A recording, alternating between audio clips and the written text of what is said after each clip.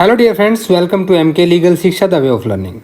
Dear friends, FIR क्या है, evidence की वैल्यू क्या है उस एफआईआर की, और भी बहुत कुछ। आज हम क्रिमिनल प्रोसीजर कोड में एफआईआर का पोस्टमार्टम करने वाले हैं। आप चैनल पर नए हैं तो सबसे पहले चैनल को सब्सक्राइब कर लें, साथ ही बेल आइकन को प्रेस करें जिससे आपको नए वीडियो के अपडेट्स मिलते रहें। देखिए, everything about FIR under CrPC, और मुझे पूरा विश्वास है कि इस वीडियो को देखने के बाद एफआईआर के बारे में आपको कोई भी डाउट नहीं रहेगा। ये मेंस एग्ज़ाम के पॉइंट ऑफ व्यू से भी है और प्री भी। आपका मेंस और प्री दोनों कवर हो रहे हैं। छोटे छोटे क्वेश्चंस के फॉर्मेट में हम एफआईआर को कवर करेंगे जिससे आपको एफआईआर बहुत अच्छे से समझ में आएगी। तो फ्रेंड्स, हम आज बात करेंगे सीआरपीसी 1973 में एफआईआर के बारे में। देखिए, FIR फर्स्ट इंफॉर्मेशन रिपोर्ट, इस वर्ड से आप भली भांति परिचित हैं। What is FIR? Exam point of view से आज ये जो क्लास है बिल्कुल मेंस और प्री दोनों को कवर करेगी।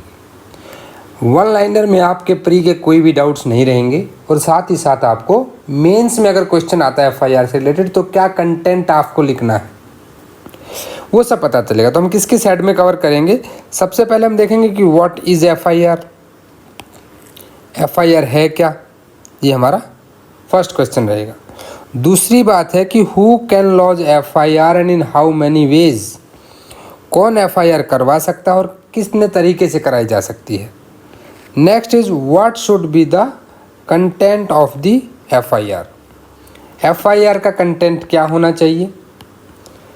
नेक्स्ट है what is zero FIR and cryptic FIR, zero FIR क्या होती है और क्रिप्टिक एफआईआर क्या होती है। And where the entries to be made by police, आप एफआईआर लिखवाने गए तो पुलिस वाले को कहाँ कहाँ एंट्रीज बनानी होती हैं। एंड लास्ट, जो कि एक मोस्ट इम्पॉर्टेंट फैक्टर जिस पर अलग से क्वेश्चन बनता है, evidentiary value of the FIR, FIR की एविडेंसरी वैल्यू क्या होती है, जिसमें हम देखेंगे उसकी क्रेडिबिलिटी, कि अगर डिले हो जाता है एफआईआर रजिस्टर कराने में तो is it fatal to the case.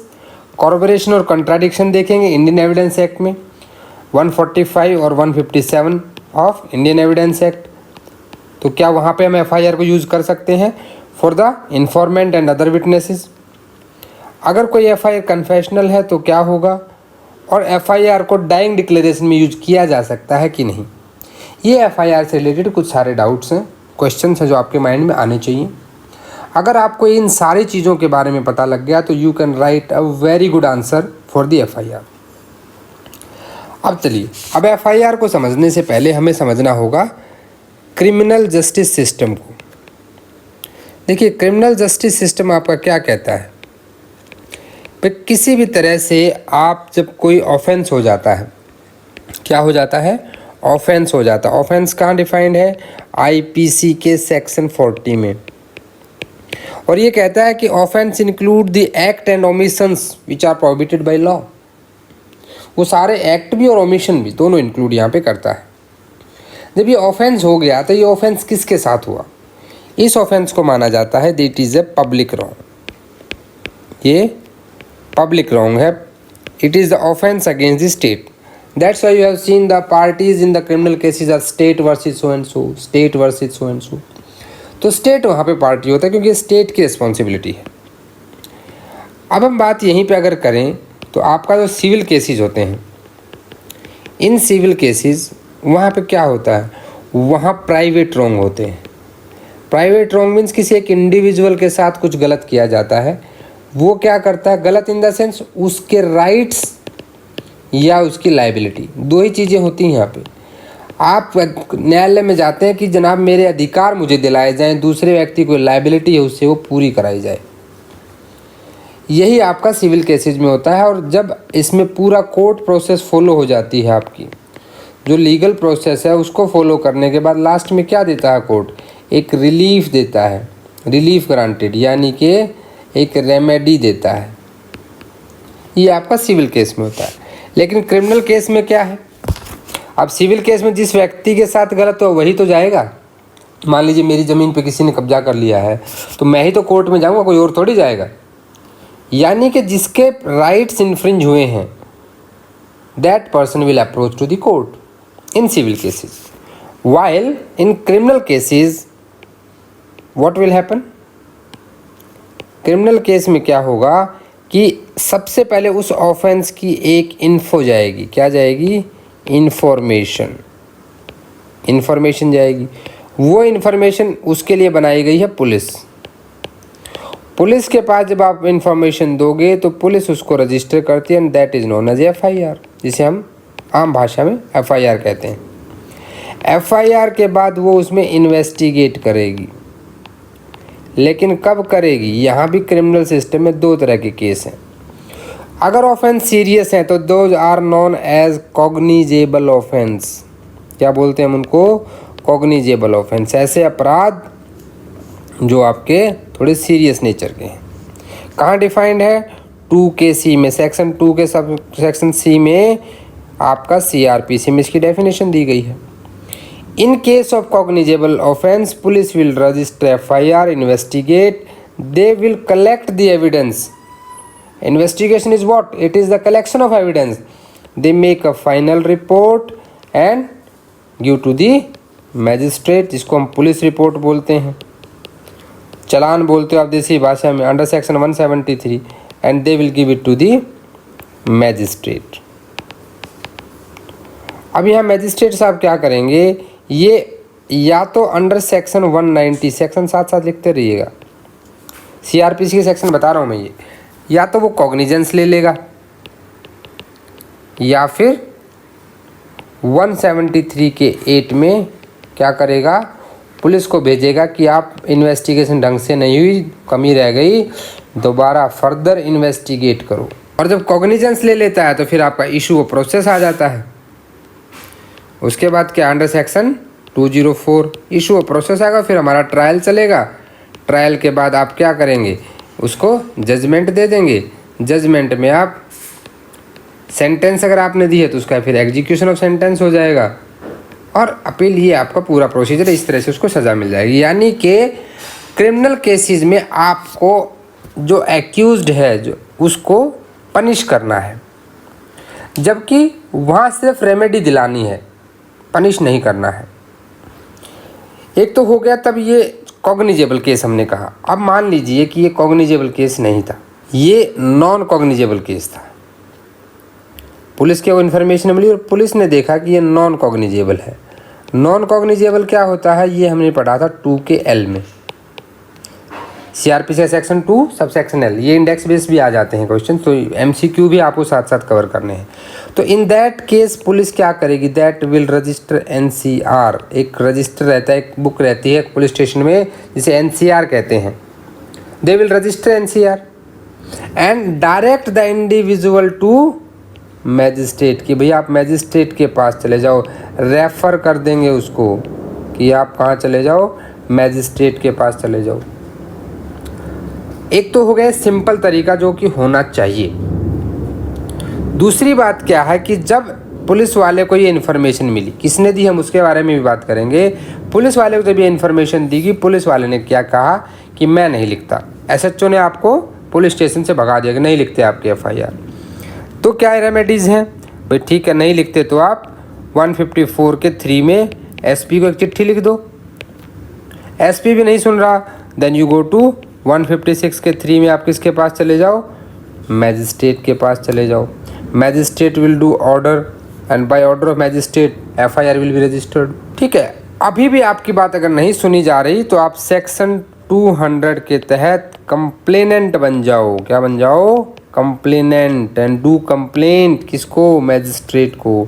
अब यहाँ मैजिस्ट्रेट इंक्वायरी करेंगे और कॉग्निजेंस ले लेंगे, क्योंकि जो 190 है 190 में पुलिस 3 तरह से कॉग्निजेंस ले सकती है, सॉरी मैजिस्ट्रेट 3 तरह से कॉग्निजेंस ले सकता है। एक तो आपका पुलिस रिपोर्ट पे, एक आपका कंप्लेंट पे जो हमने अभी सेक्शन 200 में बात की, और एक आपका ले सकता है सुओ मोटू,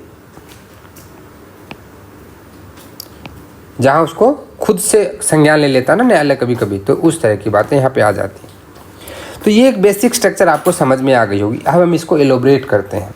ये बिल्कुल एक बेसिक CRPC का पूरा प्रोसीजर ये। अब बात कर लेते हैं हम आगे। हमने सबसे पहले क्वेश्चन हमारे माइंड में आया कि व्हाट इज़ FIR। अब हम अपने क्वेश्चंस को लेते हैं। कि FIR है क्या, व्हाट इज FIR। देखिए FIR क्या है, it is an accusation, it is an accusation, एक आरोप पत्र है ये। आप किसी पे आरोप लगा रहे हैं किसी को कि उसने आपके साथ ये ऐसे कर दिया है, उसने चोरी कर ली है, मेरे घर में चोरी हो गई है। अननोन, ये नोन के लिए भी हो सकता है और अननोन के लिए भी हो सकता है। Accusation against known person by name FIR, और it may be unknown person, जिसके घर में चोरी कर गया। कौन कर गया, अभी चोर का नाम नहीं पता है, दैट इज अननोन। तो in criminal law FIR means the information given at first point of time, because it is known as first information regarding the commission of cognizable offence. सारे वर्ड्स लिखे नहीं जाएंगे, तो प्लीज एक एक word को ध्यान से सुने। इन CRPC 1973 nowhere this word is defined. FIR आपका कहीं भी डिफाइंड नहीं है, नॉट डिफाइंड। मैंने कहा नॉट डिफाइंड। इवन जो हम बोलते हैं कि सेक्शन 154 डील्स विद FIR, 154 में कहीं FIR वर्ड नहीं है, फर्स्ट इंफॉर्मेशन रिपोर्ट वर्ड नहीं है। तो क्या CRPC में कहीं नहीं है? नहीं, ऐसा नहीं है। CRPC में ये वर्ड है अंडर सेक्शन 207। 207 का 2 पढ़ के देखिए, आप वहाँ लिखा है फर्स्ट इंफॉर्मेशन रिपोर्ट। जब यानी कि CRPC में अगर आपसे कोई पूछ ले कि भाई कहाँ पे ये बताया गया है इसके बारे में, तो कहाँ बताया गया है? ये बताया गया है आपको 207 में। तो FIR को आपने बोला एक्यूजेशन। अब पुलिस वाला क्या करेगा यहाँ पे? तो पुलिस वाला जो है वहाँ पे इस बात से एश्योर होगा कि भाई एक्चुअल में कॉग्निजेबल ऑफेंस हुआ है कि नॉन कॉग्निजेबल। कॉग्निजेबल हुआ है तो FIR रजिस्टर करेगा, नॉन कॉग्निजेबल हुआ है तो NCR से आपको रेफर कर देगा। अब बात आती है कि क्या पुलिस वाला आपको मना कर सकता है? Can police officer deny? फिर डिनाई करेगा तो उसके खिलाफ कुछ होना चाहिए। इसके ऊपर सुप्रीम कोर्ट की गाइडलाइंस है। तो अभी आ जाते हैं हम सबसे पहले FIR के आपके समझ में आ गया। अब हम देखते हैं कि how many veg and who can, how many veg and who can, फिर कितने तरह से FIR की जा सकती है और कौन कर सकता है। कितने तरह से FIR हो सकती है? सबसे पहली बात तो देखिए कर कौन सकता है। हम पहले हु कैन को देखेंगे। एक इंडिविजुअल है जिसके साथ में कुछ गलत हुआ, ही इज़ विक्टिम, ये very well he can do, victim है। दूसरा कौन है? और ये बड़ा ही सजग नागरिक है, एनी पर्सन। भले ही इसके साथ कुछ गलत हुआ हो, नहीं हुआ हो, तो भी ये कर सकता है, because it is a public wrong. ये एक पब्लिक रॉन्ग है, सोसाइटी के खिलाफ अपराध है ये। तो एनी पर्सन। और क्या पुलिस वाला खुद भी FIR कर सकता है? Police, yes. जब आप 157 का 1 पढ़ेंगे तो वहाँ लिखा है और अदरवाइज पुलिस ऑफिसर, पुलिस वाला भी FIR लिखवा सकता है। तो हु कैन, ये 3 लोग FIR करा सकते हैं। किस तरह से करा सकते हैं? अब या तो ये 154 के 1 में सीधे पुलिस स्टेशन जाएं, SHO को बताएं, SHO उसको रिड्यूस टू राइटिंग करेगा और वो लिख लेगा। दूसरी बात कहाँ है कि भाई इन्होंने नहीं सुना तो क्या करेंगे? ये एक लेटर लिख देंगे रजिस्टर्ड पोस्ट से, किसको? SP को। फिर भी बात नहीं बनी तो 156 के 3 में मैजिस्ट्रेट के पास जाएंगे और बताएंगे कि साहब हमारी FIR नहीं लिखी जा रही, magistrate will order to lodge FIR, ठीक है, एंड डू इन्वेस्टिगेशन। ये 3 तरीके तो हो गए। जब आपके ये 3 तरीके कहाँ पे लागू होते हैं? जब हमारे विक्टिम और एनी पर्सन है। अब पुलिस वाला कहाँ करेगा, ये हम बात कर ही चुके हैं 157 के 1 में, ठीक है। ये आपका हो गए कि in how many ways you can lodge FIR। अभी हमने कहा कि कंटेंट ऑफ FIR क्या होना चाहिए। क्या FIR में सब कुछ लिखा जाना है? What is the content of FIR? Class थोड़ी लंबी हो सकती है तो प्लीज़ थोड़ा पेशेंस रखें, बट आपके डाउट सारे क्लियर हो जाएंगे। तो यहाँ सुप्रीम कोर्ट ने कहा था कि FIR is not supposed to be an encyclopedia, to be an encyclopedia of events का इंसाइक्लोपीडिया नहीं होना चाहिए। ऐसा नहीं उसमें हर एक चीज़, हर एक माइन्यूट डिटेल आप लिख दोगे, नहीं। ये कहाँ कहा गया, इसके लिए केस नोट कर लें, state of UP versus Krishna Iyer, Krishna master, ठीक है। ये 2010 का केस है। तो कंटेंट वाला क्वेश्चन भी हो गया हमारा, थर्ड पॉइंट।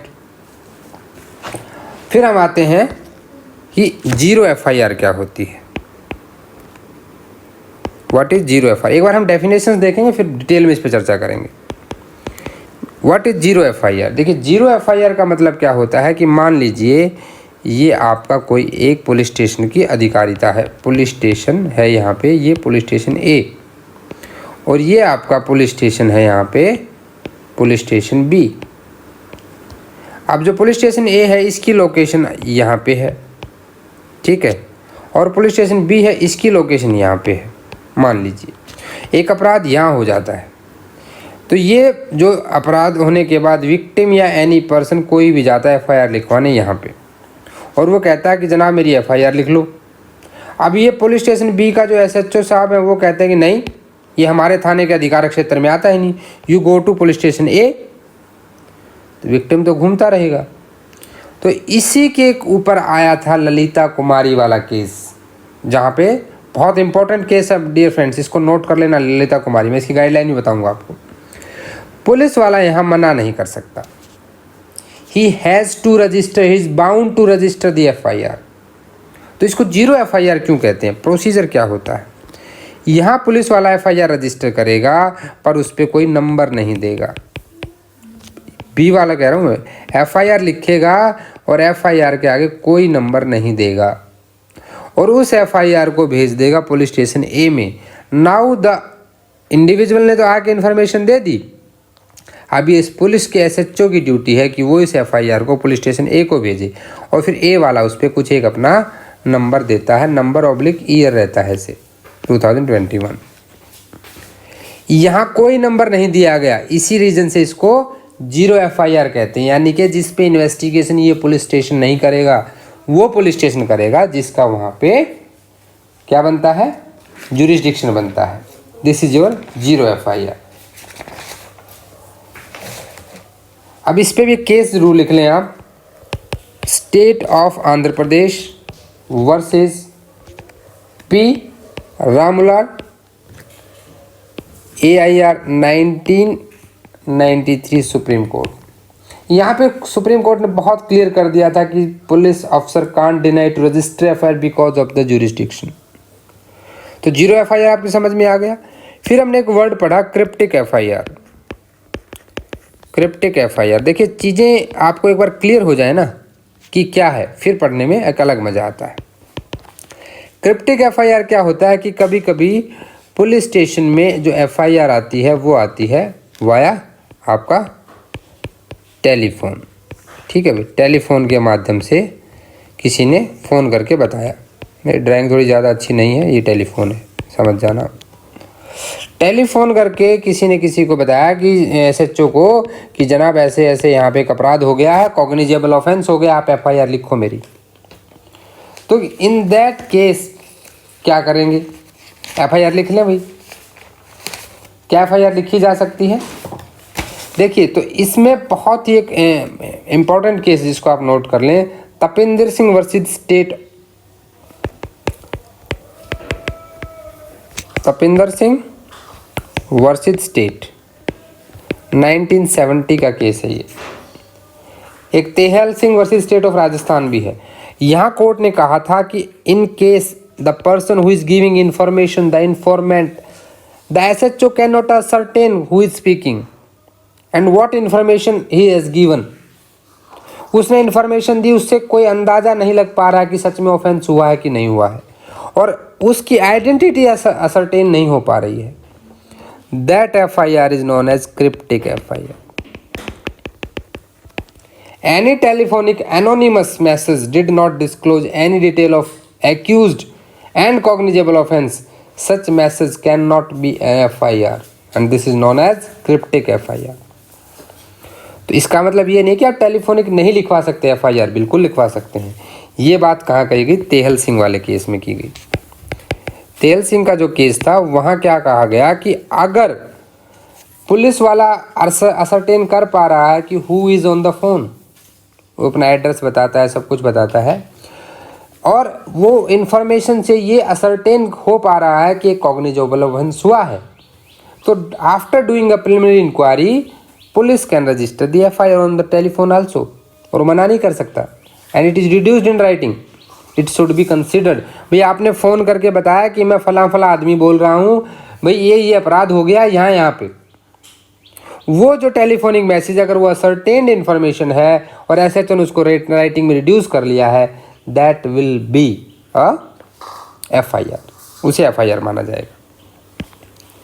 यहाँ तक आपने देख लिया कि ये कौन सी FIR होती है, किस कैसे लॉन्च करेंगे, कौन कर सकता है. अब आप सबके माइंड में एक डाउट होगा कि एक individual, let it be any, ये एनी पर्सन हो या फिर आपका विक्टिम हो, वो अगर पुलिस स्टेशन जाता है तो पुलिस स्टेशन में जाने के बाद क्या क्या होता है. जैसे ही वो पुलिस स्टेशन जाएगा तो एंट्रीज कहाँ कहाँ बनेंगी. प्रोसीजर ऑफ FIR की बात अभी हम कर लेते हैं. क्या प्रोसीजर होगा, कहाँ कहाँ एंट्रीज बनेंगी. तो प्रोसीजर जो होगा यहाँ पे, सबसे पहले जब वो जाएगा तो वहाँ कहाँ कहाँ पे एंट्री होनी है. एक जनरल डायरी मेंटेन होती है पुलिस स्टेशन में, और ये जनरल डायरी सीरियली नंबर्ड रहती है. ठीक है. They can not turn any page, उसका कोई पेज नहीं निकाल सकते आप. ठीक है. इसको मेंटेन करना पुलिस स्टेशन के SHO की ड्यूटी है. इस जनरल डायरी में डेली एंट्रीज बनते हैं, उन एंट्री को बोलते हैं DDR, डेली डायरी रिपोर्ट. जब भी किसी कॉग्निजेबल ऑफेंस की इंफॉर्मेशन आती है तो पहली एंट्री यहाँ बनती है जनरल डायरी में. दूसरी एंट्री कहाँ बनती है? FIR रजिस्टर में. पहली. दूसरी FIR register as given by state government, जो स्टेट गवर्नमेंट ने बताया है कि किस फॉर्मेट में होना चाहिए. FIR रजिस्टर होने के बाद उसकी एक कॉपी दे दी जाती है किसको? इन्फॉर्मेंट को. तो क्या पैसे लेंगे? नहीं. It should B free of cost. कहाँ लिखा है? 154 का 2. वकील है, आपको कानून पता होना चाहिए.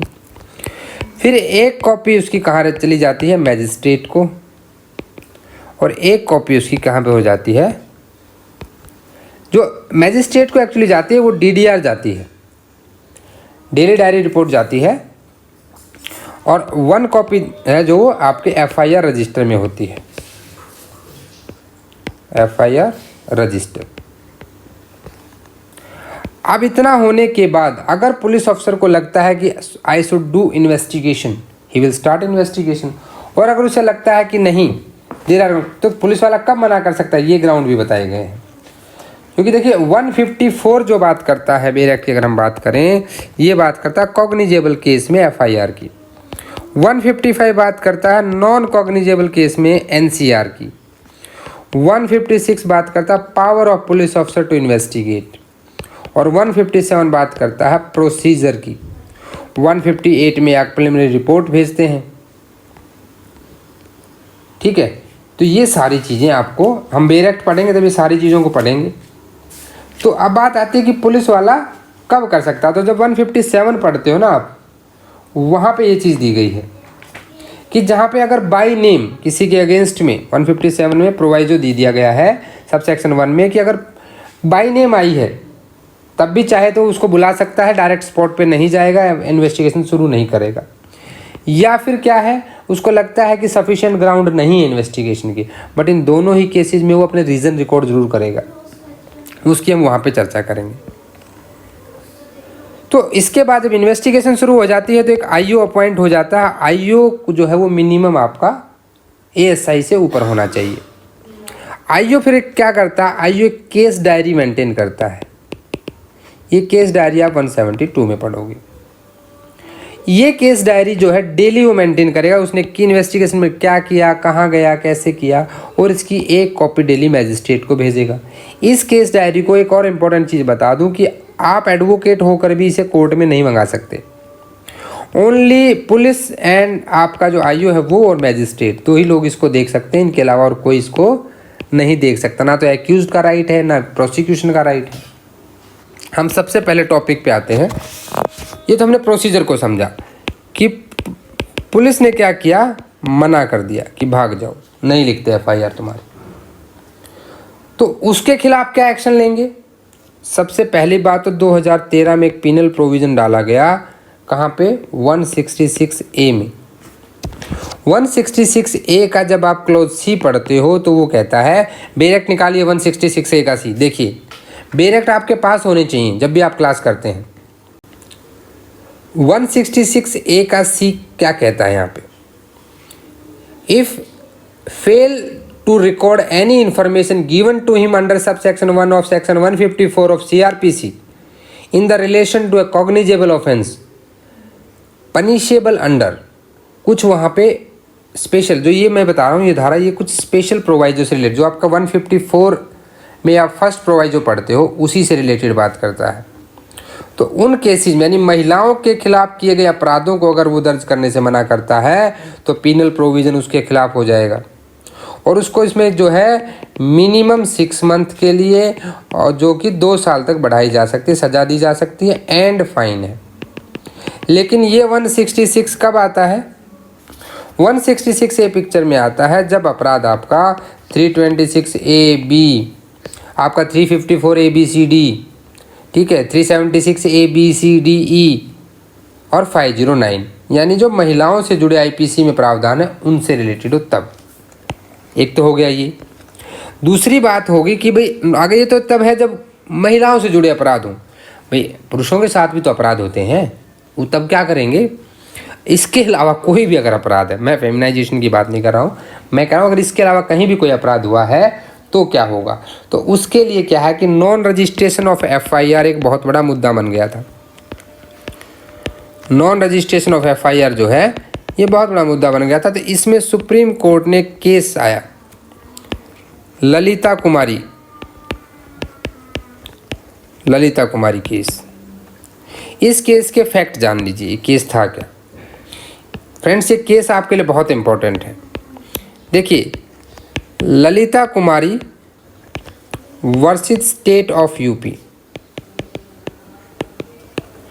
2008 में ये केस आया था, और एक्चुअल में ये जो केस था ये एक रिट पिटीशन थी अंडर आर्टिकल 32।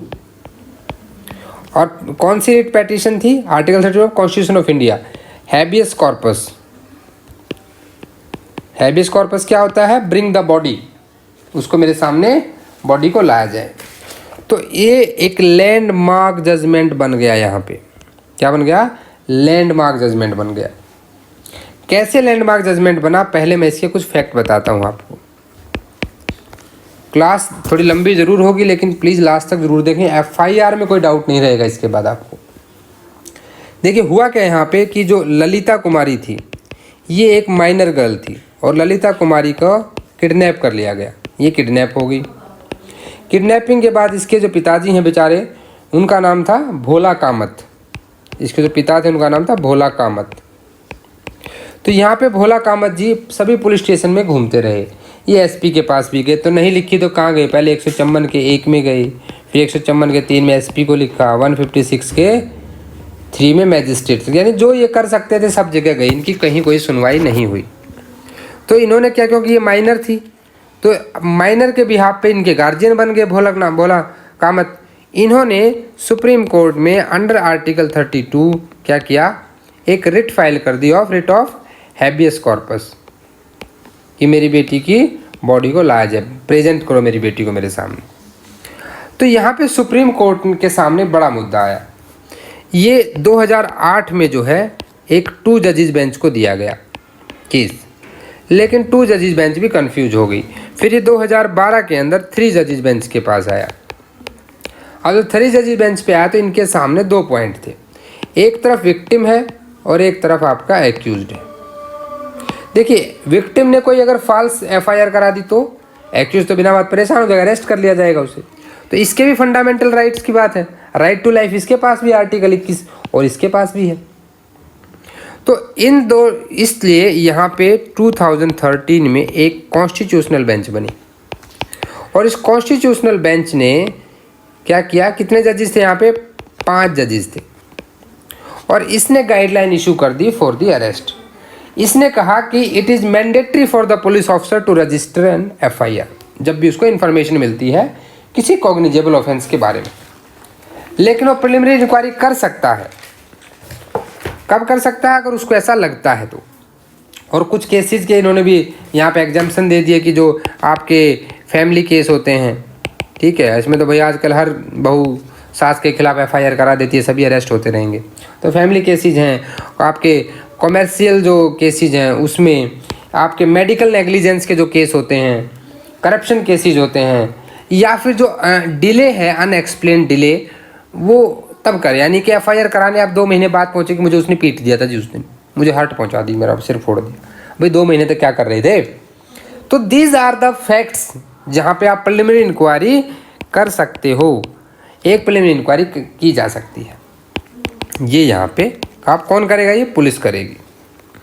तो ये क्लियर गाइडलाइंस थी, ये बड़ा इंपॉर्टेंट केस है, इसको ज़रूर ध्यान दें। अब हम बात करेंगे सबसे इंपॉर्टेंट टॉपिक की, evidentiary value of FIR. FIR की एविडेंशियरी वैल्यू क्या होंगी? एफआईआर की एविडेंशियरी वैल्यू के लिए हमने कुछ हेड बनाए थे। सबसे पहला हेड हमारा क्या था, क्रेडिबिलिटी। Credibility means what? हमने कहा था कि अगर आप डिले कर देते हैं एफआईआर कराने में तो व्हाट विल हैपन, अगर हमने डिले कर दिया तो क्या होगा, is it fatal to the case? तो यहाँ पे कोर्ट ने बहुत ही अच्छे से कई केसेस में कहा है कि, केस नोट कर लें पहले आप यहाँ पे, ताराचंद वर्सेस स्टेट 1970। कोर्ट ने कहा यहाँ पे, देखिए अब वकील ने क्या दलील देते हैं कि जी एफआईआर तो लेट की गई, अपराध पहले हुआ था तो एफआईआर झूठी है।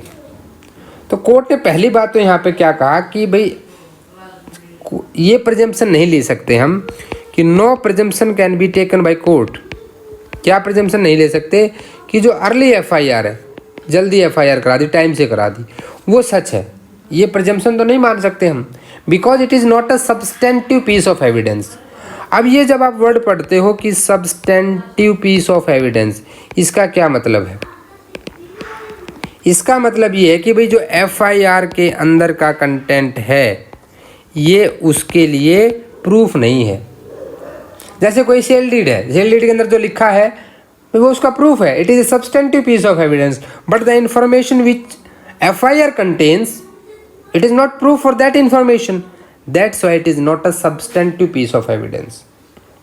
हाँ, दूसरी बात कोर्ट ने इंपॉर्टेंट इसी केस में क्या की कि अगर आपने एक्स फैक्टो का मतलब होता है जब कोई इवेंट होने के बाद आप वो काम करते हो, आपको पहले करना था, वो काम आपको पहले करना था। यानी कि मान लीजिए आज आपको बिजली का बिल भरना था, आपने नहीं भरा, 4 दिन बाद भर रहे हैं, लेकिन क्यों नहीं भर पाया, पहले आपके पास एक जेन्युइन एक्सप्लेन्ड रीज़न है, दैट इज एक्स फैक्टो, तो it will not fatal to the case, case में कोई फैटल नहीं होगी।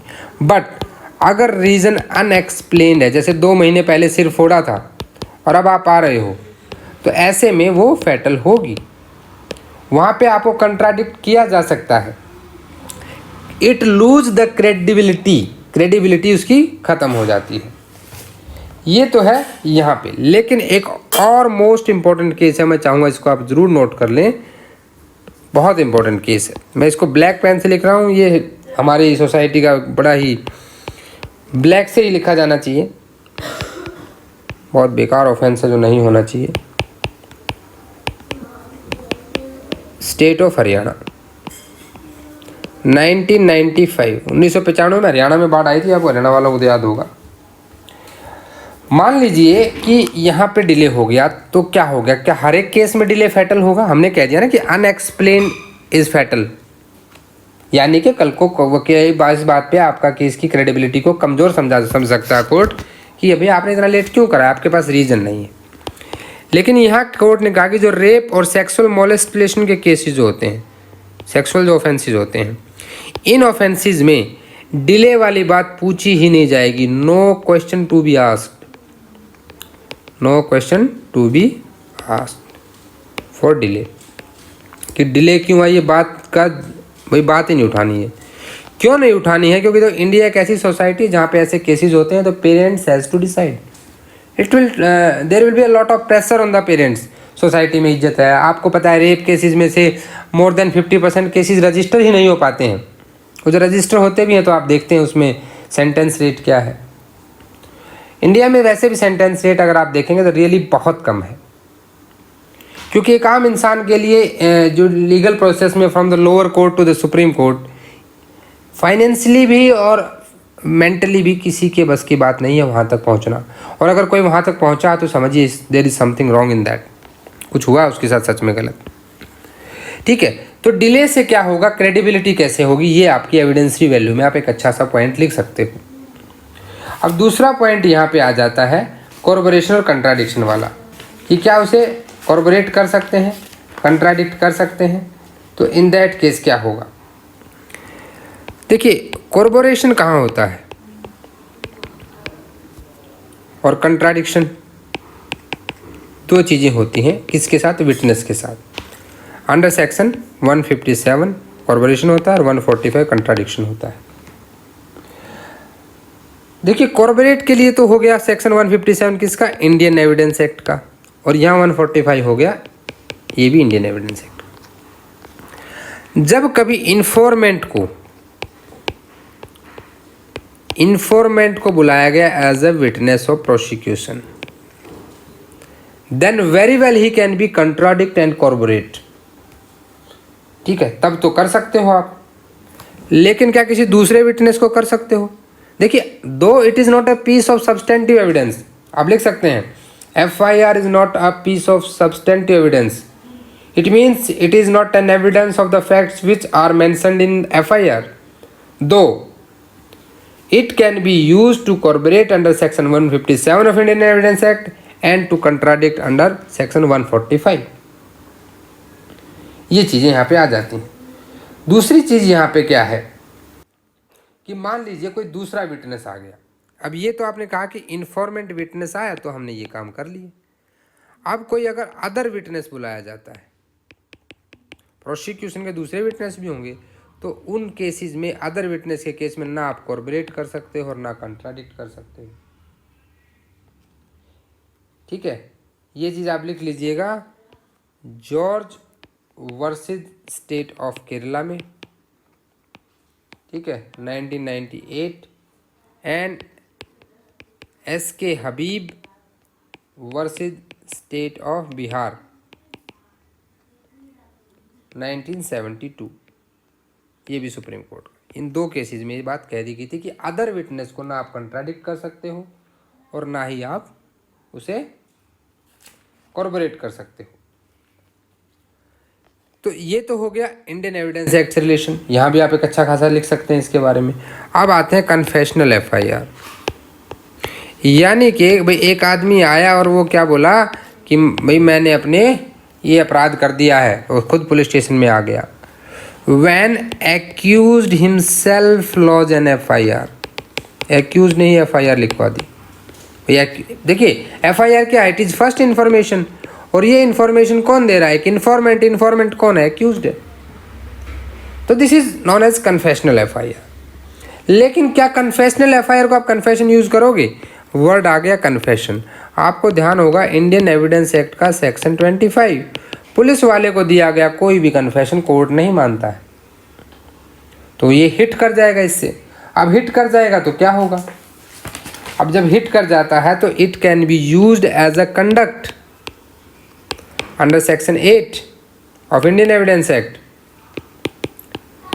आप सेक्शन 8 में इसको कंडक्ट के तौर पे ले सकते हैं। दूसरी चीज़ क्या है, ये एक एडमिशन भी है। एडमिशन कहाँ है, under section 21 of Indian evidence act. भाई हमें सेक्शन 25 में कन्फेशन तो नहीं मानेंगे इसको, लेकिन कंडक्ट और एडमिशन के तौर पे न्यायालय से ले सकता है। सबसे इम्पोर्टेंट केस, अगर आपको कभी समय हो तो पढ़िएगा इस केस को, ये बहुत इंपॉर्टेंट केस है कन्फेशनल एफआईआर के लिए। अग्नू नगेशिया केस। अग्नू नगेशिया केस जो है ये 1966 का बिहार का केस है, स्टेट ऑफ बिहार के खिलाफ था। और यहाँ पे कहा गया था कि अगर एफआईआर एक्यूज्ड ने खुद दी है, it can not used either for corroborating और कंट्राडिक्शन, पहली बात तो ये कही, and it can not be used as a confession against him also.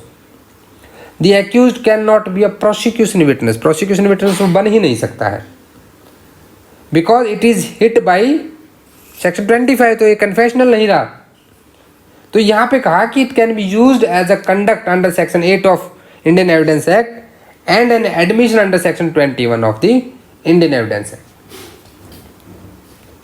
ठीक है, ये आपका कन्फेशनल एफआईआर के बारे में था। अब कन्फेशनल एफआईआर के बाद आता है डाइंग डिक्लेरेशन। डाइंग डिक्लेरेशन ये आपका फोर्थ पॉइंट है एविडेंसरी वैल्यू में। डाइंग डिक्लेरेशन हम कहाँ पढ़ते हैं? सेक्शन 32 के 1 में ऑफ इंडियन एविडेंस एक्ट, जहां आप देखिए आपको एविडेंस एक्ट से कोरिलेट करके लिखना है इसको। अब डाइंग डिक्लेरेशन में क्या है कि मान लीजिए जो एफआईआर लिखवाने वाला बंदा है, ठीक है, हम इसके साथ पहले केस लिख लीजिएगा, Dharampal versus state of UP 2008। यहाँ पे कोर्ट ने कहा कि द पर्सन जो इन्फॉर्मेंट है ही dictate the FIR before his death, अपनी डेथ से जस्ट पहले ही उसने क्या किया हो, वहाँ पे एफआईआर डिक्टेट की हो या लिखवाई हो, जैसे भी हो।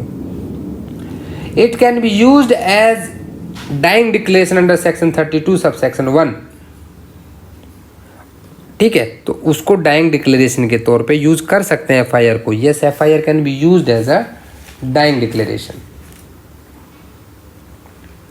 This is all about FIR. I hope आपको चीज़ें क्लियर हो गई होंगी कि एफआईआर क्या है, ठीक है।